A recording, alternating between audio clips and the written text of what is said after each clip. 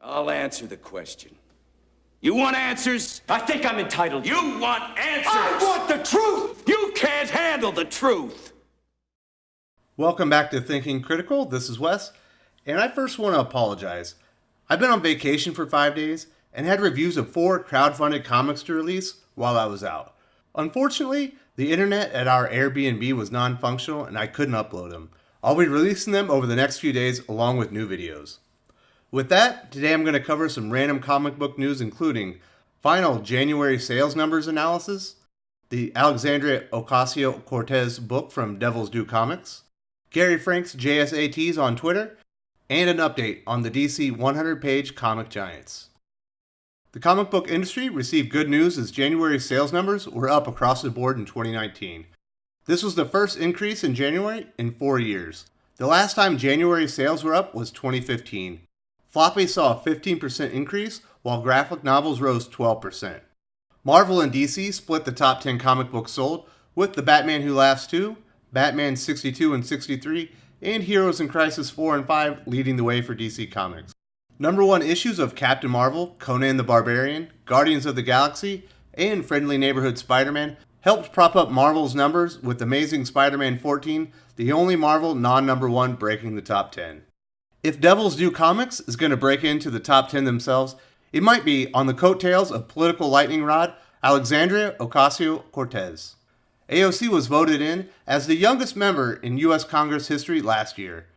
Between her proposed Green New Deal, destroying 25,000 New York City jobs, and other political flubs, she's been in national headlines ever since.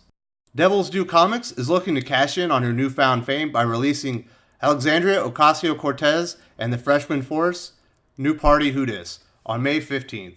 It's a one-shot comic, likely similar in style to Devil's Due Comics' Barack the Barbarian, which previously gave former President Obama the comic hero treatment.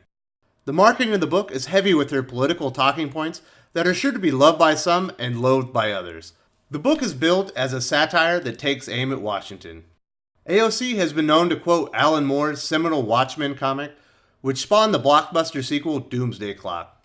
Doomsday Clock artist Gary Frank shared a page from the upcoming issue number 10 on Twitter, which shows the apparent return of the classic Justice Society of America. Pictured seated at a round table in an homage to the JSA's first appearance are, from left to right, Atom, Sandman, the Spectre, the Flash Jay Garrick, Hawkman, Dr. Fate, Green Lantern Alan Scott, and Hourman. Doomsday Clock has been teasing the return of the JSA almost from the beginning. Most members of the original JSA have not been seen since DC's New 52 launch in 2011.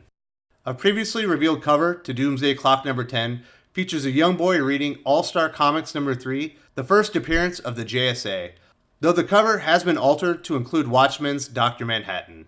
The 12-issue series by Jeff Johns and Gary Frank has been plagued with scheduling delays, switching to a bi-monthly schedule after 3 issues, and still falling behind even at that. The most recent issue, Doomsday Clock number 8, came out at the beginning of December, and the release of issue 9 was recently delayed until the first week of March. Another series rumored to be suffering setbacks is DC Comics' 100-page Giants. The books first appeared in Walmart stores last summer. Each $4.99 issue mixes new stories such as Superman by Tom King and Andy Kubert, and Batman by Brian Michael Bendis and Nick Darrington, with reprints of older DC material to round out the page count.